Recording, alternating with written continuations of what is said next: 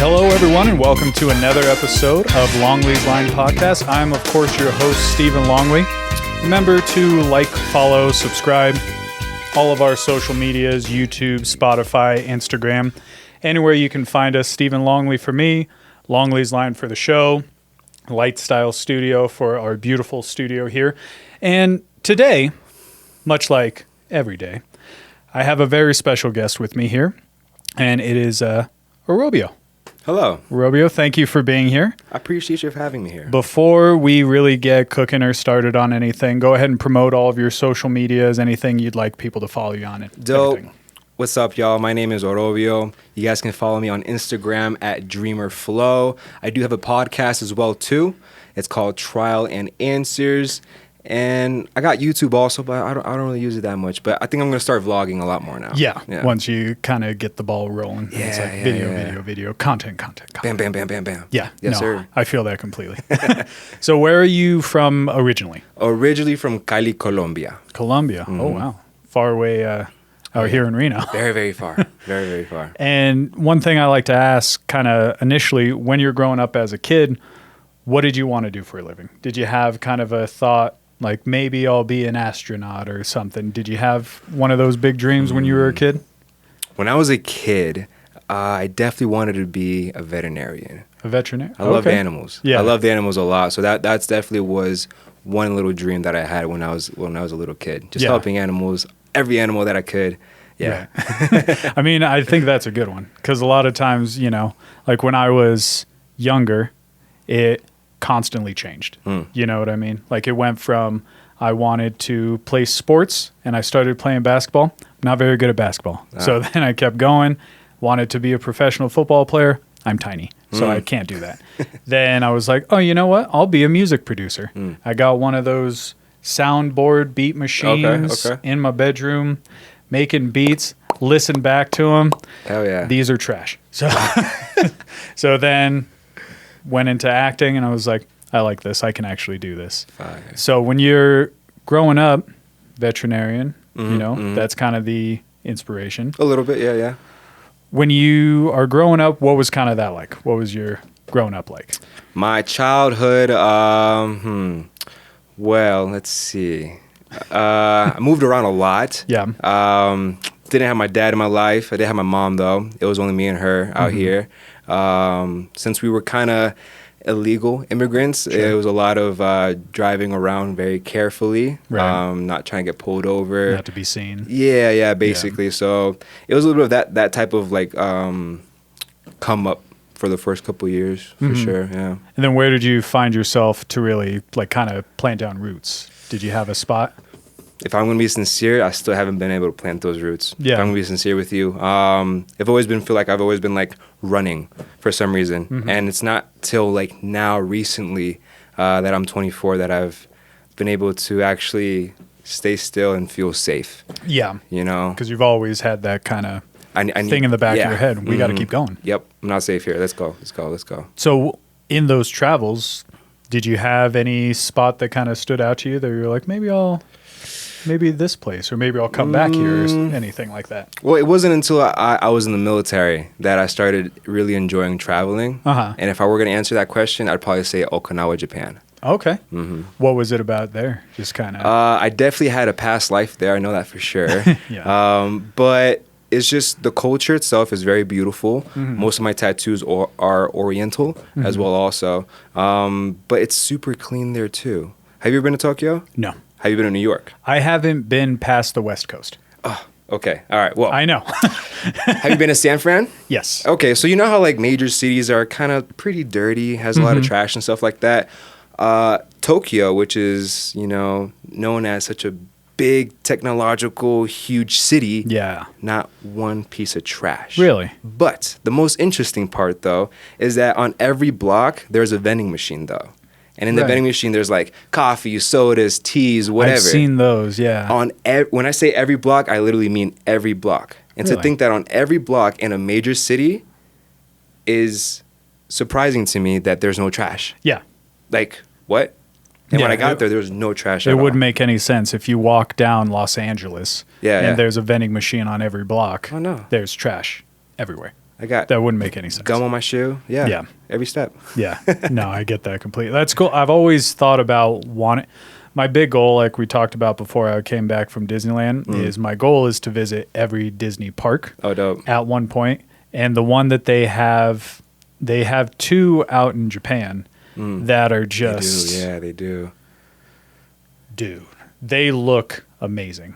And I'm like, that's a goal right there. yeah. I'm like, just hit me with all the Baymax sculptures and everything that you want. I'm all about it because he's everywhere. Yo, I still haven't gone to the West Coast Disneyland though. Oh, really? Is it Disneyland, Disney World? Disneyland, yeah. Yeah, I've been to Disney World, like East Coast, you know, Animal Kingdom. Yeah. I haven't been to Epcot's, but yeah, no, I haven't been to the West Coast one. Really? That's the OG one, right? Mm-hmm. Okay. Right now they're doing their 100-year celebration because it started in 1923. Oh shit. Yeah. Damn, 100 years. Yeah. So we were time kind of flies. at that point like we should go. And so we went, and I'm just a big kid at heart. So it's like every time somebody asks, it's like, "Well, what's your favorite ride? What are you going to do?" I'm like, I don't need to really go on any of the rides. It's being there because the ambiance, atmosphere, yeah. as soon as you start walking into the park, you hear that music. It's got big band music playing, smell. and you can hear that coming. Everyone's a little grumpy, but you see them and one person starts smiling. Everybody else starts smiling, and everyone's even if they're in a grumpy mood, 2 seconds later, they're like, Instant. did you see that churro over there? You know, like everyone gets more excited and they love it. Yeah. So that's kind of my whole point is like, I'm just a big kid walking around, and then I get it from my folks too. So, you know, it's the same way. Dope. So what branch of the military? Marine Corps. Marine Corps. Oh, Hoorah. shit. Yeah. The OG. Yep. The best. The best of the best. Yeah. You know, we'll have a few people fighting over it. We'll see. So then after you get out of the service, Yep. what was your next step? What did you do from there? Man, I was lost. Yeah. I was lost. Now, you know, at that time when I got out, I was like 22 years old. Okay. I don't have a college degree. All my friends are graduating college by this time. And I only have a high school diploma and a military background, which there's no use for military background out here in the civilian world, especially if you're like in a combat MOS. So for me, I was artillery, 0811, hoorah. All right. And when I came out, I didn't know what I wanted to do. So I went to Plan A, which was when I was little, I wanted to be a vet. Yeah. So I went and became a veterinary technician. There you go. Yeah, so I did that for like a little bit, enjoyed it, became a real estate agent as well too, did that for a bit, and then became a dog trainer, and then just had a lot of jobs after that. Yeah. For sure. Just kind of bouncing around trying to find what you wanted to do. Yeah, something that can connect to my heart in a way, you know, but not just the only reason why you're doing is for the money, because you could do that, with anything. Yeah. You could be at a dead-end job that pays well anywhere, and if you're just crunching numbers, it's not as exhilarating as that whole line that they say is, if you love what you do, you'll never work a day in your life. Exactly. And so far, I've been working every day. You know what I mean? So you're still trying to figure things out. Dog training, going through jobs. Yep. Where do you go from there? Okay. All right. So after there, I opened up my own dog training company in Orlando. Okay. I did my own LLC. Okay. And that was really beautiful. Didn't have to work for nobody, my own schedule. Shit was great. Boss, okay. yeah. But then, I don't know, I had this feeling of like a hero's journey was needed to be done. Sure. So basically, I got in my car and Lyft, right? So I basically did Lyft from Orlando, Florida, all the way to Kansas City. Oh, wow. Basically, I would be getting rides between cities and from one city to the next. So I was able to work my way all the way up to Kansas City and back as well also. And back, too? And back. Why Kansas City? Well, I stopped there like mid-halfway. My goal was to eventually come all the way to the West Coast. But then I was like, you know what? Let me try and go back to the East Coast, see if maybe I could live with my parents. Shit didn't work out, whatever, because when it comes to the dream of an entrepreneur, it's not really seen through everybody else's lens the same way. Yep. So you kind of have to be on the defense instead of being able to, just open up and be like, hey, I'm doing this, I'm doing that. So it's just like that shit didn't work out. Eventually I made my way here to Reno, and now I'm here. What was some of the pit stops along the way? What did you kind of have going through it? Were you just getting rides the entire way and then you'd stop and work a little bit somewhere, or was the dog training going well? Or? Same thing. No, yeah. So it was going throughout the states. Sometimes I'd meet people and I give them my business card, and then they do a training session. Then I go to the next city, whatever. There you go. But main parts basically was I did Orlando to Daytona Beach to St. Augustine to Jacksonville. I was gonna go to Tallahassee, but the universe sent me to Georgia because I got a ride. So I was like, fuck it, I guess we're going to Georgia today. Why not? So yeah, cool. I went to Georgia. I was in Valdosta, Georgia, small little ass town. That was the first time I ever experienced like racism, which was really interesting because I grew up in Miami. It's pretty cultural. You have it's a melting Hispanic pot. Groups, everybody. But in Georgia, I remember I was giving somebody a ride, and they were talking to me about how they didn't get a job because of the color of their skin, which was something that I've never experienced. It's something you see in TV, movies. Yeah. But to have a conversation with somebody and they're telling you like, yo, yeah, I didn't get the job because of the color of my skin. Yeah. I was like, wow, that is great. Like that shit's still going on. Yeah. So it doesn't make sense. It doesn't. So that was like a kind of a culture shock. Yeah. When I experienced that for the first time. Went to Atlanta. I didn't last there too long. Sure. Didn't feel safe at all. Yeah. But I loved it though because I rap also. Yeah. So when I went there, I had like the whole fantasy of being able to I don't know, find some like rap hip hop guru, and then him teach me some shit. I don't know. Get the whole Mr. Miyagi yeah, vibe it's Atlanta. going on. You know what I mean? Yeah. It's hip hop city. So Jermaine Dupri's just walking out the corner, and he's like, "You're on my next track." I bet. Let's do it. Let's do it. Be all about that. But after Atlanta, went up to Tennessee. I was in Memphis. I also was in what's the city? The music. Nashville. There you go. I was in Nashville as well also. And then I made my way all the way to Missouri and then Kansas City. Okay.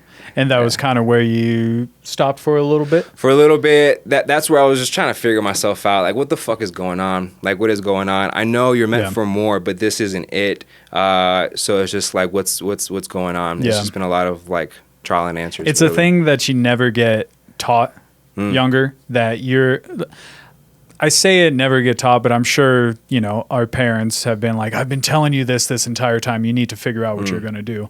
But when you're a kid, you're like, I'm just going to do what I want to do. Yeah. And then reality comes, smacks you in the face. Then you're like, oh shit, I have to actually figure out what I'm going to do. Because I've got to make it on my own. Yeah. And I've got to do things for myself.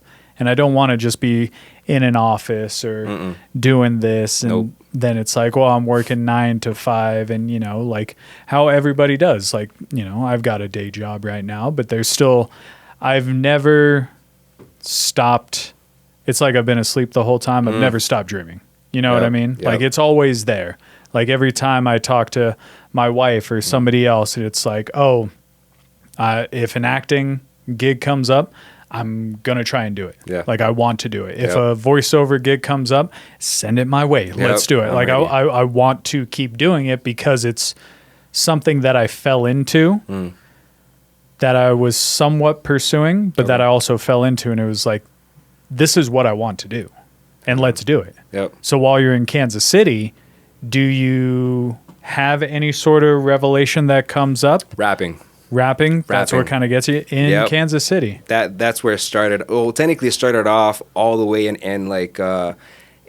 Orlando, if I'm gonna be honest with you, and it grew its way as I was like moving through the states. Yeah. Most of the songs that I was doing were like referencing like Cotton from like Atlanta, or like different references from like other cities as well also. Yeah. So that's what started kind of like maybe I could rap. This is something interesting. I've never done it before. I like rap music. I listen to that show all the time. Yeah. If they could do it, I could do it. Right. That one thing was like, I hear it all the time. How hard can it be? So let's do it, you know? Let's give it a shot. Yeah, man. Do you want a little bit more of that? Oh, I would love to have a little bit more. Yes, So please. one thing that my favorite thing when it comes to rapping in Kansas City, Tech Nine. Tech Nine. Do you know who Tech Nine is? I've heard of them, but I don't know them to the core. So Tech Nine Thank you, brother. is one of my all-time favorite rappers. Okay. And he's an underground rapper who is from Kansas City, Oh, shit. who that is his staple. He is KCT, Oh, you okay, know, okay. 816, all about that. And he was in the same sort of sense growing up in Missouri, Kansas City. Yeah.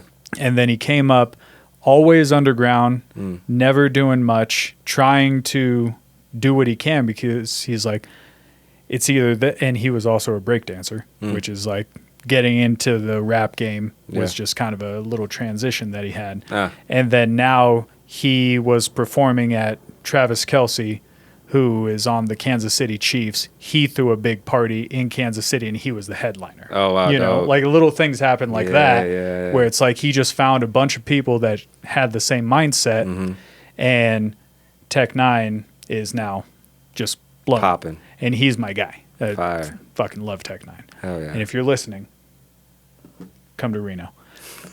But so you decide you're going to give rapping kind of more of your energy. A Is little that bit more. sort of what it is? So while you're in Kansas City, what do you do from there? From Kansas City, after that, like I mentioned before, I head back to Florida, thinking that I could probably move back in with my parents and, you know, see how shit goes. It didn't work out as planned. Whatever. You got to adapt and overcome. Yeah. So during that time also, you know how the universe works. There's little things that drop here and there, little gifts. Yeah. So one of my friends from the military, he was about to get out, and then he told me, yo, come work at the farm. Like, they offer like living, you know, and they pay good, and you could just go over there. So I was like, all right, cool. Where's it at? He's Why like, not? Nevada. So It's where? Nevada. you Sorry, go. I fucked up. Nevada. Yes, not Nevada. Nevada. It's all right. I'm practicing. I'm trying I my best.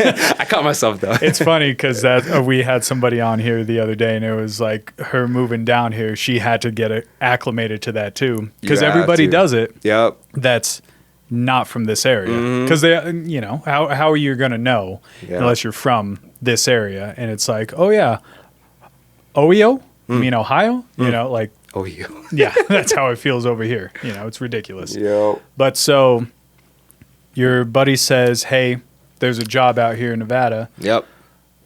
You just kind of pack the bags, let's roll. So after that, went from Florida, drove all the way to North Carolina, Camp Lejeune, picked them up. Then we drove from the East Coast all the way to here. Oof, Yep. that's a drive. It was a drive. It was like 5 days, but we were like pulling shifts. Yeah, that just was some- rotating. Yep, back to forth, back and front, whatever it is. And then yeah, I made my way to Fallon, Okay. Fallon. And that's where you were at, just kind of farmhanding. taking care of business on the farm. Nice. Yep, And then yep. how was that? Like, Beautiful. I worked in maternity, so I worked with the baby cows. So that was pretty cool. Very you got cute. to work with animals. Yeah, exactly. Which is something that I love because, you know, after the military I was a vet tech, dog trainer, so now I'm working with cows. So it's Yeah. kind of like I'm growing up in the ranks when it comes to animals, you know? Yeah. And you learn about them a lot too. Cows are very curious creatures. Yeah. You know, when you approach them, they're going to go away quickly. But if you actually stay still, they eventually They'll going come to and approach greet you. you, Yeah. know, which is something that I find that very fascinating. I recently bought them like little soccer balls and colorful like huge balls, and I put them in their pens so they can like kick it, smell it, you know, to keep them mentally stimulated. Yeah, like what the hell is this? Yeah, no, and then they kick it, look at it, lick it, whatever. Yeah, no, Yeah. it's pretty cool. I love working with them. Yeah. That's cool. So then you come down here and working on the farm. What was your transition into acting? So I'm chilling there on my sofa, and I'm like, all right, so you're a rapper now, right? So I know you're gonna have to do music videos one day. So that means you're gonna have to know how to act. You're probably gonna be on like, you know, the Tonight Show or Saturday Night, Saturday Night Live. Mm-hmm. So you gotta learn how to act, you Yeah. know. So basically, went on Google and I typed in acting classes, Fallon, nothing. Okay, acting classes, Fernley, nothing. Acting classes, Reno. Oh, okay, cool. Yeah. And then I basically got into acting. And it brought you. Did you have any sort of inspiration before you really got started, or was it just I need to hone this for this other project that I'm doing? Original intentions to start it was for the side project of rapping, but I've always whenever I see celebrities on like magazine or TV or whatever it may be, I would just have the thought of that could be me. Yeah. Honestly, so it's just like I could be on a movie. That could be me. So now I've gone to the point where it's just like, well, what can't I do? You know, because now I want to try everything and see what's possible. Why not? Why not? What's the worst that can happen? Yeah. Nothing then you at learn all. a new skill. You have an experience, And then you have a little bit more, and then you're like, oh, I worked as a PA on this movie set. Oh, they needed somebody to help with sound. Yep. I'll give it a shot. Let's see what happens. and you never know where those little things can lead up later on. Exactly. Yeah, and somehow it works out towards like it benefits you later on when you do something else. Like, oh well, if I wouldn't have done that when I thought it wasn't like nothing at that time, Yeah. it wouldn't be helping me out in this moment also. Yeah. You're always marketing yourself in some way. Yeah. You know, it's like you come through and you say, well, this might benefit me. I'll give this a shot. Yep. And then as soon as you try that, somebody else might see, hey, you remember him? He was helping out with that. Let's see if he wants to do this. And then, oh, you want to do this? You'd be perfect for this. And then it kind of, when people keep you in mind in that sort of way, Yeah.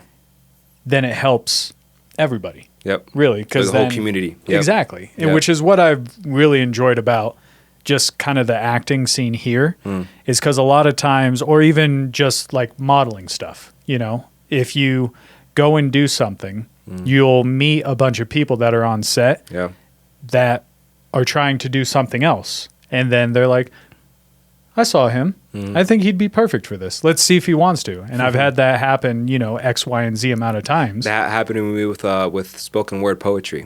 Really? Yeah, How so? I've always been like interested. I would see like little videos, little snippets of people talking on stage with like poetry, but I never know where they would hold it. Yeah. And then I did like a small short film.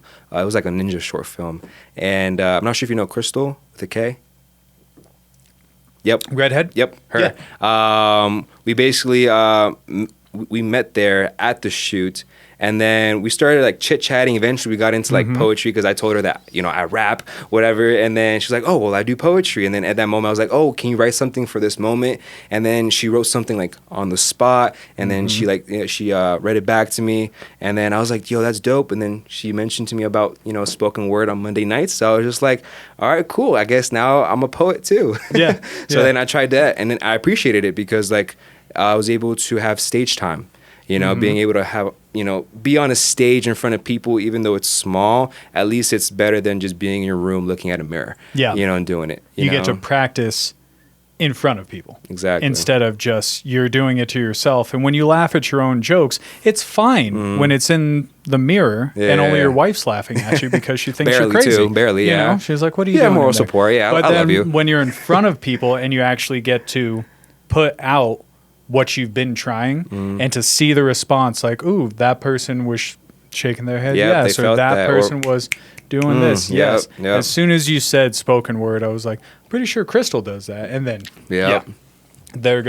she's gonna be a guest on here at some point Oh, too. fire. Talk Hell yeah. about her spoken word and Beautiful. I think Her she's art, got a too. book and art and all of Yeah. that. Yeah. So that's exactly being open to whatever comes your way is kind of the best way to get through this really fickle entertainment world. You could plan it all out. You can literally plan it to the T, Yeah. but there's only one way that's going to come out. Yeah. So why And conflict it? You can never predict it either. Yeah. You're just like, oh yeah, this is exactly what's going to happen. Wrench, Yep. wrench, Bam. wrench, all over the place, and it happens. So now you start taking acting classes. Yep. Was there something now that you've kind of seen what acting takes, you know, because a lot of people, exactly what we said, it was like, I can do that. Yeah. That's easy. What are you talking about? I can do that, no problem. After seeing kind of what it takes to do it, was there something like maybe a movie you watched or maybe something that you did where you felt, I like this, I want to keep doing it more? So it's going to be like a two-way answer. Sure. Because I started falling in love with it. In a combination, you know how you mentioned earlier, well, if they could do it, I could do it too. Yeah. Prior to even acting or rapping, having all these jobs, it showed me that I could be successful in any workplace that I'm at, whether it be as a lifeguard, you know, or a dog trainer or a real estate agent. You know, I'm successful in anything that I do. Yeah. So if that's true, what if I put my focus on the arts of acting or music or boxing as well too? What can happen there? Can I become the best at that also? Yeah. So that's where my mind started changing, where the possibility, well, yeah, you know, if they could do it, I could do it too. Yeah. You know, so then that's when I really started kind of honing into the art of it. And honestly, I would say that I fell in love with it the first day of class. Just being there, sitting in a chair, and then seeing somebody transform in like a split second into something that you've never seen before at all. Yeah. And then now they're saying things as if it's something that they're truly feeling at that time. Yeah. It was so beautiful for me to even just like see that or recognize that. Yeah. It was beautiful. So then after that, I was just like, cool. Let's see what we got. And it has helped me out a lot psychologically. It has connected me more to my body. Yeah. Because, you know, I have to breathe a certain way to feel a certain emotion. Yeah. You know, if I have short, shallow breaths, then yeah, I could be nervous. I could be scared. I could be afraid, whatever. If I have slow, deep ones, then I could be confident. I could speak out loud. You know, I can be poised, whatever. Yeah. You know, so it definitely helped out in like so many different little attributes for sure. Yeah. Which is one of my favorite parts too of acting is when you see that transformation happen. Have you ever seen the movie Split? Yeah. Literally. Dude, James McAvoy, I don't know how he didn't win like 1 million awards for that. Because you've seen people, you know, where they change and stuff happens and then all of a sudden they're here and they start crying or something happens, you know. The way that his subtleties made the biggest difference in whatever he was doing when he went to Patricia or the Beast or something else. It was the subtlest of changes where you saw an eyebrow move and then you realized it was somebody else. Like, it's just the transitions where you see those and you go, God, how can I do that? Like, let me try and do that. Let me get better at that. And then acting is just, a lot of people like to say it's just playing pretend, which it is in its own which way. I like, because I'm a kid. I'm a kid, so it's like I'm playing, you know. Talking about Disneyland, like I'm a big kid at heart. Like, I love it. Let's do it. That's great, you know. And then when we like play and get into serious roles, like, let's do that too. Let me bring somebody to tears, or let me piss somebody off because of how I'm portraying this character. Have you had any of those where you're like watching a movie or a TV show or something like that where you're like, I think I can be like that. I think I can get something. The closest thing that can come to mind would be the recent Creed 3 movie. I forgot his name. You can spit actors. I know all of them. I don't remember. Jonathan Majors. Yeah, Majors. There you go. Him. For him, I noticed a lot of those small little moments. And if I'm going to be sincere with you, I actually watched that movie 5 times in the movie theater. Sure. Yeah. Because first off, it was directed by an actor. Which already gives it a different perspective itself, you know? So then I had to study the cinematography. And then after that, I was able to study like just the small little gestures of what he was doing. And then after being able to study him more and more, I was like, I was able to see the transformation of the character itself as the scenes continued on and on. And then just to end with you know, where he's like, well, if you need anything, you let me know. And he could have said thank you or be like, you know, something like this. He just did like that. But it spoke a million words though, right then and there.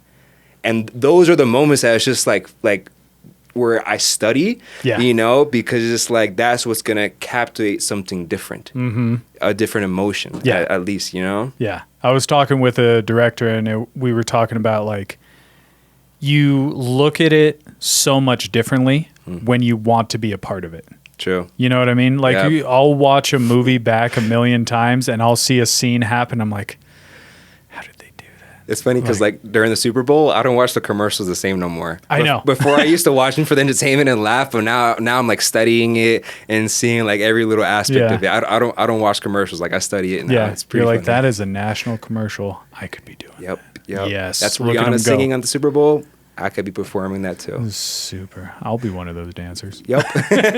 Something like that. But with one of like my favorite ways of just getting into the acting bug is just watching those movies. You know, like there was a director that once said the best way to convey a pissed off person is not the throwing shit and shoving everything down and getting mad and yelling. It's that calm person. Yep. It's the person that's just sitting there going, yeah. And the wind is just swirling all around him. Everything's going crazy. Yeah. And they're like, I'll see you there. And then they're like, oh, shit, it's going to go down. Yep. And you realize that after you start getting more into acting and you realize that honing those emotions means so much more because you have to convey them. And then you understand yourself a little bit better. Have you, since you started doing the acting and everything, have you found yourself in a role yet where, or even in an acting class where you've had to bring those emotions to life? Either being mad or being annoyed or sad or, whatever, There's one time I shot a commercial for a local law firm. And I remember when I read the script, it said, character is in distraught. Okay. So I'm like, okay, cool. And then my agent says, hey, the clients want you to cry also. So if you can't, at least bring some like eye drops or whatever, Me personally, it's just like, I'm not going to bring eye drops. If they come out, they come out. Yeah. But for that show, for that commercial, sorry, it had 3 different scenes I had to shoot. Basically, one, I'm finding out that I killed somebody, I ran somebody over, whatever, so I'm in distraught because of it. My mom comes over, she like comforts me. And then I also have the second shoot, which is basically now I'm talking to the lawyers, they're talking to me, trying to fix everything, and then the last one's now I'm at home, the case has been solved, we're safe, I'm good now, I'm happy, So it got shot in basically not in that order. It got shot in basically how was it? Oh, it got shot in the order of me being happy and then distraught and then talking to the lawyers. So it was like a whole mix up of emotions just in there at that moment. Yeah. The happy one wasn't that bad. I just had to look up. Yeah, I could be happy. Look into the different smile, distance and smile. But when it comes to the distraught one, that was the one that I had to kind of collect different emotions, possibly different stories that I've had in the past and be like, okay, well, how can I use this in this lawyer type of ambiance with it? So then I was just pulling different emotions from it. And then when it came to the moment of it, I was able to perform, did great, did a couple takes. And the most beautiful part was that they actually used for the first shot. Nice. Which is great. Good. Because, I was a little bit nervous that, I wasn't going to perform the tears. Yeah. Which I didn't. But I didn't play myself. But the way. Yeah, everything else was great, and I love that I didn't beat myself up either. Having to have a hard expectation of needing to have tears. Yeah. Luckily, I have a great acting coach that basically told me that as long as you feel the emotion, that's the most important part. Yeah. So I just went with that to the get-go. Yeah. And then continued the shoot, successful shoot. The director told me that I did great as well also. But the most interesting fact though was that after the shoot, then I started beating myself up. You know what I mean? Oh, I could have done this a little bit different. What if I would have done this? Or, they did 7 takes. It could have been just 2 takes instead of this many, So, but then I was completely ignoring the fact that I just had a successful take. And not just that, I'm going to be on a commercial. You know what I mean? So these are like little things that, I was able to be brought into a moment of that type of emotion. But the most important part that I was able to learn emotionally was the after effects of it, though. Yep. Where now you're by yourself. You're in your car.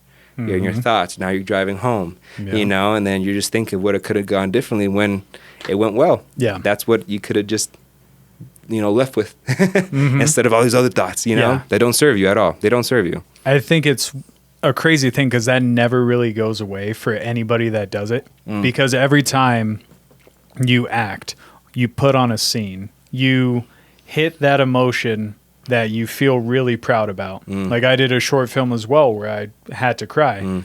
And the final scene or the final take that we did 3. The third one was the one where like a tear was rolling down and I kind of wiped it away before I was like, okay, let's go do this. And that was the one that they used. And the mom of the kid that was on the set, who Nicole, she does a lot of acting as well. So she was like, that was my favorite. I loved that so much because as soon as you wiped that tear away, I knew it was real. And I was like, okay, great. And then she walks away, everything goes down. I was like, I don't know. Why didn't I do that on every one? Why didn't I just let them There's always little things that you nitpick about it. But then they pick the best one because that's what they're supposed to do. Yeah. And you always beat yourself up. Yep. And it's kind of that imposter syndrome where it's like, God, I could have done so much better. You could have, yeah. But you did, though. You did the best you could. You did. You did the best you could. And everybody there is like, you did great. Yep. That was a good job. They're telling you, like, yo, you did amazing. Buddy, you did fine. Yeah. And I was like, yeah, thanks. That's great. You're in your car. Where's the Alana Morissette? Just turn it up. Give me that sad music. Yep. Yeah. Do it every time. I can't help it. So now that you've gone through it and you've been doing some acting stuff now, what is, I'll say it like this, what's next in your acting career? Do you have more things that you want to get better at? Do you want to maybe aim towards more drama? Do you want to maybe go towards comedy? It was like, fuck that, we'll do action instead or something. Kind of what's a step you're wanting to take in that direction? Well, if I'm going to be sincere, my goal in life is to create a universe in which every person, place, or thing can experience true freedom. And I want that to be through my art. Like I mentioned earlier, I like to branch out when it comes to my art. Sure. So whether it be the podcast, boxing, acting, or rapping as well also. I want to make sure that the freedom that everybody can feel from my art is able to be easily expressed through everything. Sure. But to say a focus point, it'd be through everything because I'm still figuring everything out. If I'm going to be sincere with you, I'm trying everything out. Still getting the hang of it and finding your voice for it. Just something that can connect to my heart. Sure. Genuinely. Yeah. To where I wake up and it's all I think about, and I love acting and I enjoy it a lot, but I don't know what else I'm here for. So right now I'm really just in the stages of my life of just trying everything out. So after this, I'm going to my boxing class, which is dope. I've never done boxing in my life, but now I'm doing it and I'm just trying it out and see. And then maybe I might have a course for that, for that career. Sure. Or maybe I have one straight only for the rap. But genuinely for me, for myself, I kind of just see everything just blending together and just doing it all at the same time. Just being a jack of all trades. And master of all. Yeah. So where you have it so you mentioned boxing. Has boxing ever been something you've readily pursued, or it was just a new avenue that you're like, I'm going to give this a try? I started last week. I was like, especially we just talked about Creed. Yeah. No, I started last week. No, it's always been something that I've been curious about, which is what now that I understand that these curiosities that I have are the things that I enjoy or might enjoy doing. Yeah. So I had the curiosity of acting, so I did acting. I had the curiosity of modeling, so now I do modeling as well too. Yeah. So now the current curiosity is boxing. Yeah. Yep. And as you said too, be a master of it all. Mm-hmm. It can also transition Into each one.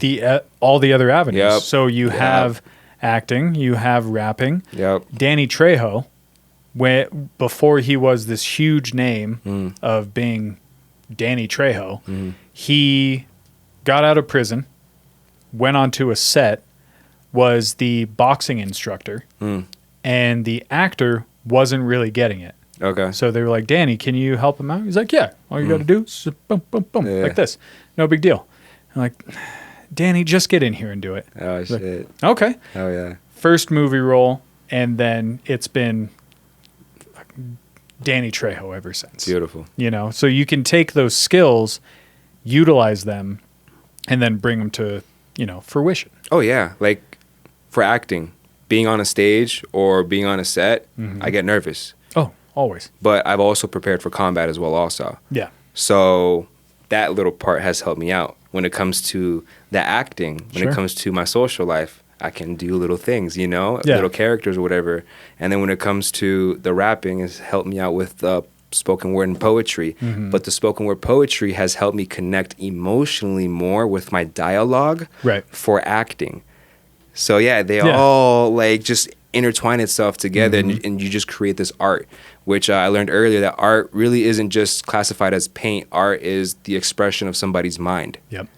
So I'm able to express myself through all these different art avenues. Yeah. And just showing it to the world.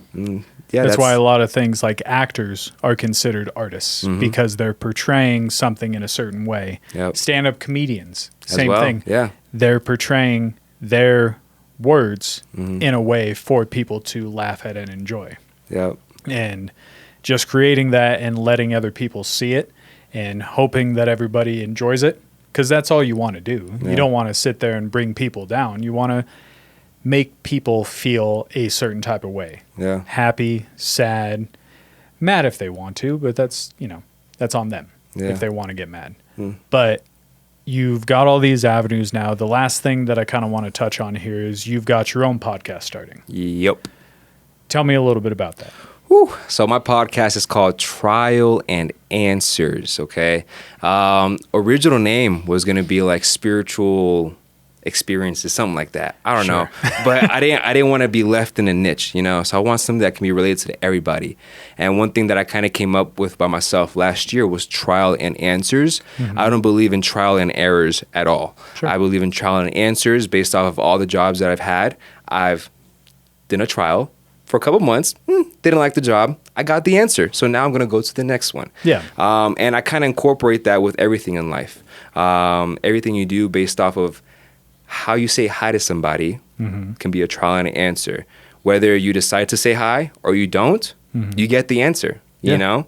So I'm incorporating that with almost every episode along with my guests as well also. Yeah. Just trying to see what trials have you done and what answers have you gotten from them as well too. Sure. Last week I was able to go to a boxing event and hang out with people that I've never been just because they asked if I wanted to take a shot with them. So I had the trial and answer. I could have said yes or I could say no, but I said yes. So I took a shot with them. I could have watched the boxing event by myself, but I didn't though. I had a nice crew of people, friends, Yeah. It was dope. It was dope, After that, I went to the cemetery, chilled there for a little bit because it was a full moon. So, it's a little bit scary. Got to have the good ambiance. Why not? And then on the way back home, I picked up a hitchhiker. Beautiful, okay? And this guy, he called me his ginger, okay? Okay. And he was a ginger. So he's like, you my ginger. I'm like, you my ginger too. So he basically gave me my ginger card as well too. So yeah, You got a little bit of everything. different now.